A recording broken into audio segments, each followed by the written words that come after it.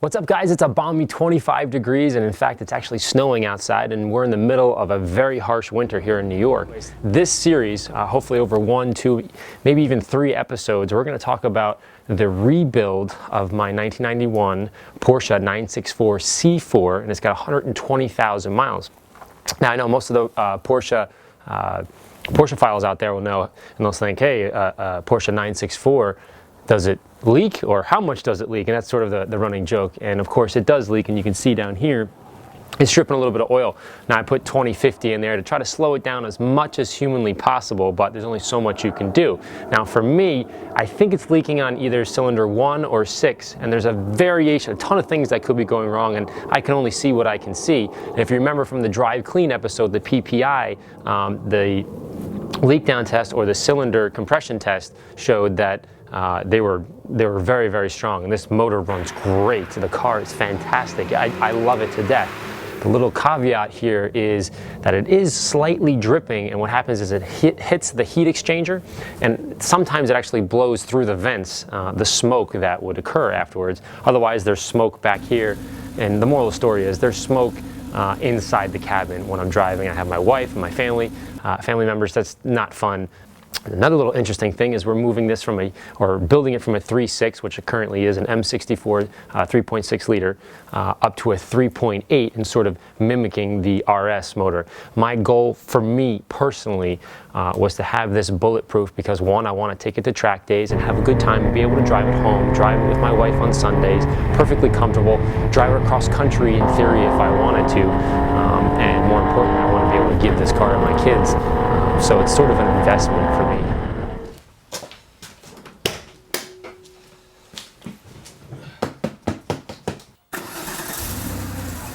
Living in the Northeast, I have to battle with weather and driving conditions on a regular basis during the winter months.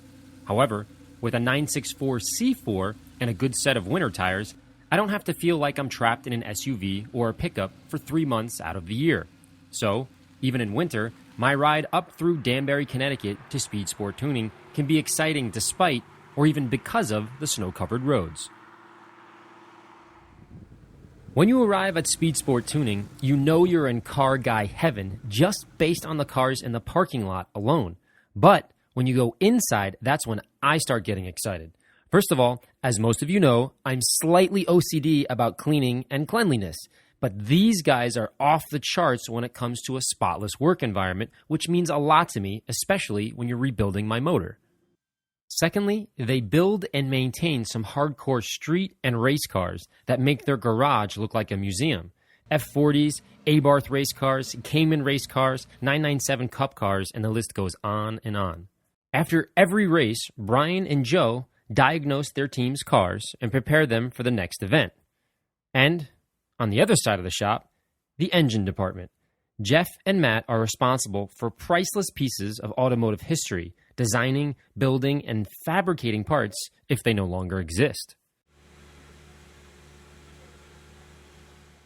On the day the rebuild is to begin, I had one last meeting with Spencer Cox, the founder of Speed Sport Tuning. He discussed his build plan to confirm the ultimate goals I'd like to achieve with my 964 project. Spencer has been building, fixing, and racing cars since he was a kid, even working with some of the best drivers in the world, all of which has led him to hold a PCA track record at Lime Rock for 3 years, driving in the Daytona 24-hour and coaching countless high-level drivers from around the world. Spencer wants to ensure they build my definition of the ideal 964. Spencer gives Brian some last-minute advice before he loosens the shift linkage, throttle linkage cables, all before unbolting the transmission crossmember and rear motor mounts. At the same time, Zach and Beans disconnect the throttle assembly and various vacuum lines from the topside. Last but not least is releasing the oil line, or what is called the aorta for classic air-cooled Porsches. This line runs from the front oil cooler along the passenger side of the car to the rear wheel fender. After 23 years, this was reluctant to move, but nothing a 3-foot ratchet extension couldn't quickly take care of. Next, Zach double-checks that every last line is free and clear, and then the 964 body is lifted off the engine and transmission, and then carted away to the engine room for disassembly.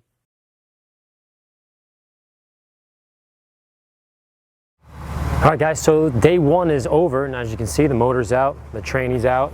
There's a huge gaping hole in the back of the Porsche here. Now tomorrow, or next week I should actually say, we're gonna be ripping the motor apart itself, and Spencer from Speed Sport Tuning, he's gonna do every little nuance and explain the intricacies of the 964. This has been an incredible experience so far. Inside here, there's actually a few things that we need to do. We're gonna end up painting in here. We're gonna fix some of this cushioning and noise protection and noise deadening. There's just very interesting to pull a motor down. You really find out all the things that have taken place over 20-something years and 120,000 miles. I'm very grateful for this experience. It's pretty cool. All right, Spence, so we pulled the motor out of the car. It's looking pretty gross right now. Tell me, what am I looking at? First thing we want to do is diagnose what went wrong with it and what we want to do so we can get some parts ordered and go from there. This is the M6401, which is U.S. delivery. It is a 1991 motor, which means it did have the head gaskets, which is a plus for stopping some of the future leaks.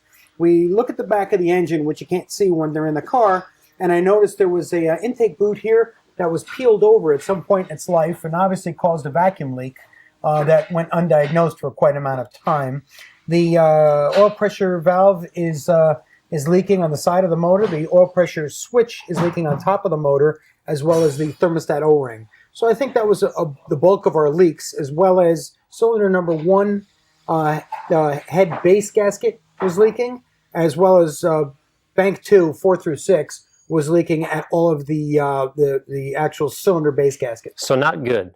Well, it's what they did. So normal right now? Very normal. Very normal. All right, so the first step is going to be to just start pulling all this off and basically seeing, uncovering more things as we... The deeper I go, the more I'll find. Well, true to his word, Spencer was correct. The more we disassembled, the more we found. Other vacuum lines were plugged, not connected, or completely damaged. There was, however, a few bright spots. After removing the intake manifold assembly, we could see the back of the valves, which seemed to be in decent shape. Next out is the distributor, fan shroud, and valve covers and gaskets, revealing a relatively clean camshaft and rockers, so I was feeling pretty optimistic. Next up, Spencer flips the engine and removes the exhaust manifold and related heating pipes, power steering pump, rear rusted tins, and timing chain housing, revealing a leaky long block. And after removing the heads, cylinders, and pistons, then splitting the case, we discovered what would have ultimately destroyed my engine. All right, well, the engine's disassembled to the crank. What did you find? What do you have here? Well, unfortunately, we did have a can of worms, as I was afraid of. The motor ran great. The car, you loved the car. Yeah. The only problem was that it was leaking. At 120,000 miles, this is kind of rare on a 964, but we have a broken head stud that looks like it's been sitting there for quite a while, and the nut is missing, which means... That's kind of scary. Well, somebody took the nut out at one point and put the valve cover back on, knowing that it was broken, and let it go. This ring, edge of one of the rings was broken off, which was just floating in there. The ring land has a little bit of damage to it, so it looks like you would have had some problems with a piston letting go.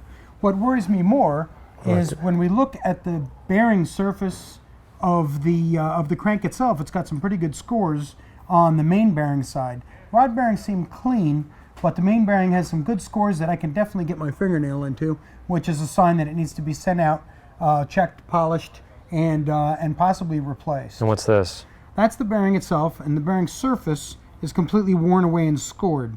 So we're now going to look inside the oil pump and see if some of the metal got in there and scored the actual gear drive for the pump. And what would that be caused by? What do you think? Debris. Could have been a piece of piston. It could have been a piece of the chain casing from an over-rev got through the oil pump and made its way around through all the bearings in the engine and scored your crank, scored your bearings, and wreaked some havoc. And you think I would have been able to make a track day? Probably not. I'd say maybe 1 or 2 track days and this thing would have started to come apart. Better take it apart now than on the track. Nick of time, nick of time. After ordering a ton of new assembly parts, I couldn't help think about my old valve covers and rusty tins. I didn't want to simply clean them, and I definitely didn't want to have to replace them. so I visited Proformance Industries in New Rochelle, New York. These guys are known for fixing and fabricating the strongest and most perfectly balanced rims anywhere, and they have a state-of-the-art powder coat and bead blasting room as well. Evan begins by masking off the inner valve cover to ensure a clean seal during reassembly. Next, all the pieces are baked prior to priming and coating. If you look closely, you can actually see my roll bar smoking from the intense heat. For my roll bar and tins, I decided to go with the Drylac Wrinkle Black for added powdered texture.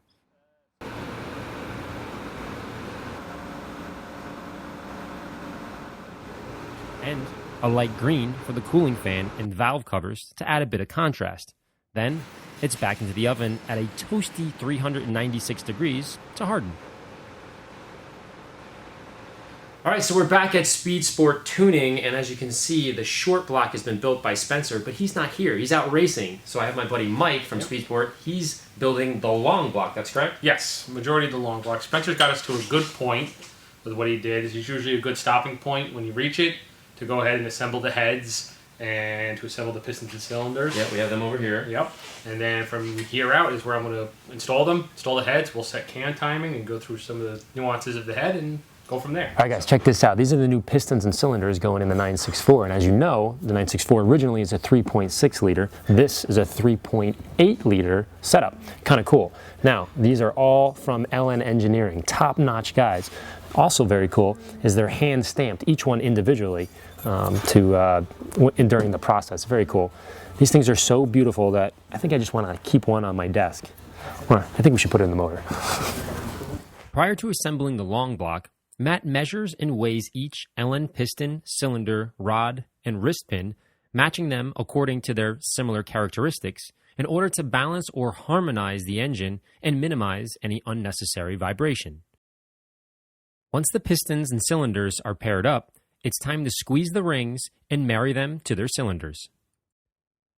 On the other side of the engine department, Mike is assembling the heads and cam housing prior to installing my 993 Super Sport racing cams from webcamshafts.com. Then, each lobe is coated with red assembly lube for its initial start, and rockers are installed. Mike carefully mates the rod to the piston with its balanced wrist pin, and then locks it into place with a snugly fit dowel pin before carefully guiding it into the block. Once one side is complete, flip the motor and repeat. Now the pre-assembled heads and cam housing are installed on top of the pistons and cylinders and torqued to spec. Then he prepares to set the timing. And after a few more hours, the long block is coming together. Next, Mike and I decide to install the fan shroud, fan assembly, and intake manifold before calling it a night. Early the next morning, I found Beans, yes, I said Beans, removing the factory seats to install my new DAS roll bar and Sparco Evo 2s. If I've learned anything about race shops, is to avoid asking where nicknames come from for fear of finding out how the name actually stuck. Nonetheless, Zach and Beans installed the bolt-in roll bar prior to positioning the fixed-backed Evo 2s and adjusting the 6-point harnesses. My favorite touch, however, was the RS door pull keychain Beans crafted for me. It's the little things that mean the most sometimes. This is Brian Holinko, another 20-year German car expert at Speed Sport Tuning. What struck me most about him and his workspace was that it's immaculately clean.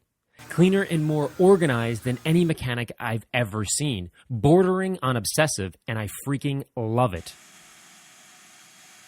Before mating the engine in the car once again, he installs the lightweight RS flywheel and clutch and connects the C4's all-wheel drive 5-speed G50 transmission to the new engine. My new 3.8-liter beast was fitted with FVD's stainless steel Brombacher 964 sound version with dual exhaust conversion from the original factory single pipe, and it sounds as good as it looks.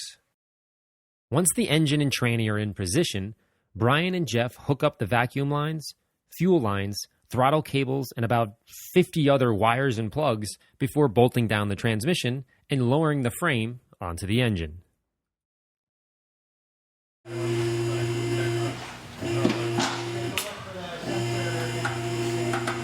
Finally, Spencer and Brian aligned left and right side drive shaft couplers and a few last-minute exhaust tweaks, and it's the moment we've all been waiting for, the 3.8's first startup.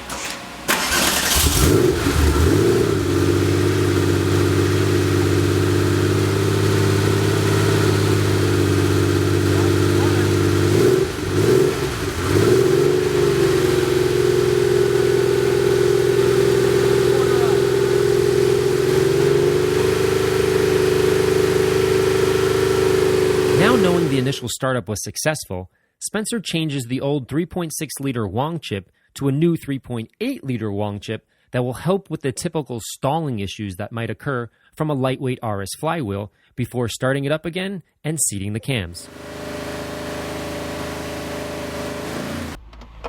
And now, the moment of truth, the test drive.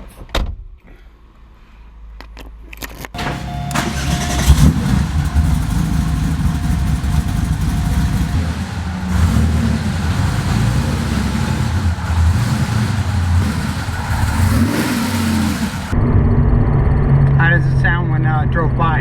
It's pretty loud.